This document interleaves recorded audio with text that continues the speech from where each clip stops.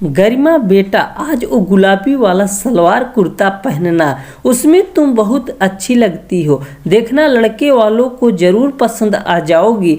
और ध्यान रहे जितना पूछे उतना ही जवाब देना। और हाँ, अपनी डिग्रियों की गिनती मत करवाने लगना। वो लोग अपने बेटे के लिए बहू देखने आ रहे हैं, कोई नौकरी देने नहीं आ रहे हैं। सुगंधा जी अपनी पोती गरिमा से कहती हैं। गरिमा बोली, ठीक है दादी माँ, मैं पहन लूँगी। एक बात बताइए, अगर वो अपने बेटे के लिए मुझे देखने आ रही हैं तो मेरी माँ और मैं भी तो उन्हें देखेंगे। मैं भी तो पसंद करूँगी कि लड़का मुझे अच्छा लगा कि नहीं, होने वाली सास मुझे पसंद है कि नहीं, ये सब मुझे भी तो देखना होगा। सुगंधा की बोली, लो कर लो बात, लड़के तक तो ठीक था, अब क्या तुम और तुम्हारी माँ होने वाली सास को पसंद करोगी? सुन रहे हो पवन बेटा, तभी कहती थी लड़कियों को इतनी छूट नहीं देनी चाहिए कि बड़ों के सामने भूल जाएं कि वो आखिर कह क्या रही हैं।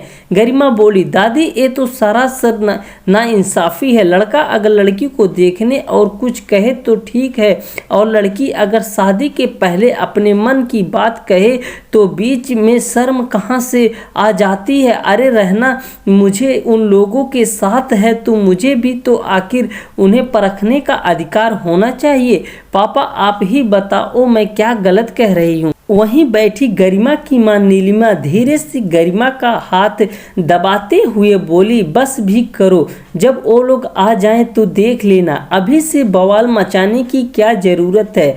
तुम जानती हो अपनी दादी के स्वभाव को, फालतू में बखेड़ा बड़ा हो जाएगा। सुगंधा जी बोली, बहू अभी चुप कराने से क्या होगा? शुरू से अगर लगाम कसी होती तो लड़की इतना नहीं बोलती। पवन बोले, माँ आप इसके स्वभाव को जानती हैं, ये चुलबुली है, पर कभी आपने देखा कि दूसरों के सामने इसने बदतमीजी की हो? गरिमा क्यों अपनी दादी को परेशान करती हो? अब जाओ तैयार हो जाओ, कुछ घंटे में मेहमान आते होंगे। गरिमा मुस्कुराती हुई चली गई। कुछ घंटे बाद करीब अपनी माँ माला जी के साथ गरिमा के घर आया। सुगंधा जी ने पहले से ही पोती की तारीफों के पुल बांधना शुरू की। हमारी गरिमा हर तरह का व्यंजन बनाती है, सिलाई कढ़ाई में इसका हाथ कोई नहीं पकड़ सकता, और घर का कोई ऐसा काम नहीं है जो ये नहीं कर सकती है। माला जी सुनकर खुश हो रही थी, तभी गरिमा उधर से चाय लेकर आई। उसे देखकर कबीर के चेहरे पर बड़ी वाली खुशी आई। माला जी बोली, अम्मी जी अगर आपकी बात सच है तो हम सही लड़की देखने आए हैं। फिर मेरे बेटे के चेहरे की खुशी तो देखिए, लगता है हमारी खोज आज खत्म हो जाएगी।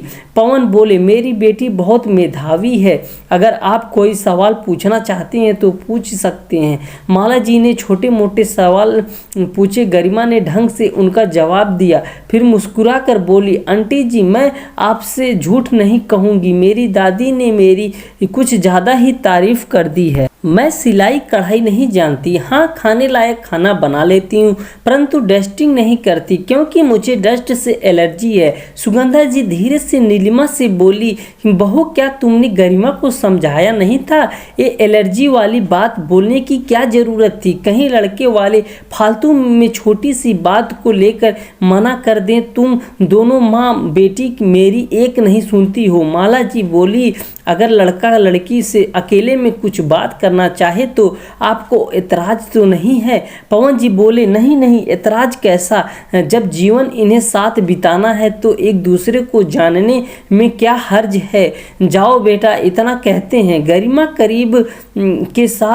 कबीर के साथ बात करने चली गई। माला जी हंसकर बोले, नीलिमा जी बुरा मत मानिएगा, आपकी लड़की अच्छी है परंतु बोलती कुछ ज़्यादा है। आप लोग इतने सभ्य और संस्कारी हैं तो धीरे धीरे वो भी सीख जाएगी, और जब परिवार इतना अच्छा है तो थोड़ा बहुत एड्रेस तो हम भी कर ही सकते हैं। पवन जी बेटी के पक्ष में कुछ बोलना चाहते तो सुगंधा जी बोली, वो क्या है कि एक ही बिटिया है हमारी, तो लाड प्यार में पली है।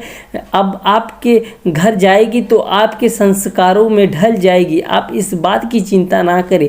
पवन जी धीरे से माँ को बोले, माँ हमारी बेटी में कोई कमी नहीं है जो आप सफाई दे रही हैं। थोड़ी देर बाद कबीर अपने परिवार के साथ वापस चले गए। सुगंधा जी नीलिमा और पवन को समझा रही थी। गरिमा कपड़े बदल कर आई और बोली, अब किस बात पर ये सभा बैठाई गई है? सुगंधा जी बोली, देख लो वो किस तरह से बात कर रही है और तुम हो कि अपनी बेटी का पक्ष ले रहे हो। पवन जी हंसकर बोले, गरिमा बेटा तुम बताओ तुम्हें लड़का कैसा लगा? गरिमा मुस्कुराई और बोली, पापा मैं आपसे कुछ छुपाऊंगी नहीं, मैं आगे चलकर काम करना चाहती हूँ। ये इच्छा भी मैंने कबीर ने बताई थी, उन्हें मेरे काम करने से कोई एतराज़ नहीं है। लड़का तो मुझे पसंद है पर उसकी माँ मुझे पसंद नहीं आई। सुगंधा जी बोली, तुम्हें शादी लड़के से करनी है या होने वाले सास से? गरिमा मुस्कुरा कर बोली, दादी मैंने सुना था जो कबीर की माँ ने कहा कि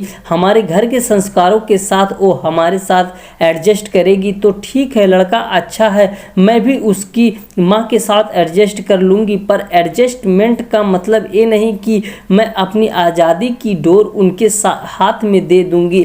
सुगंधा जी कुछ कहती उससे पहले गरिमा बोली, दादी जहाँ तक बात सास की है, आखिर रहना मुझे उन लोगों के साथ है। मैं भी चाहती जो परेशानी मेरी माँ को हुई वही परेशानी मुझे भी हो। इतना कहकर गरिमा वहाँ से चली गई।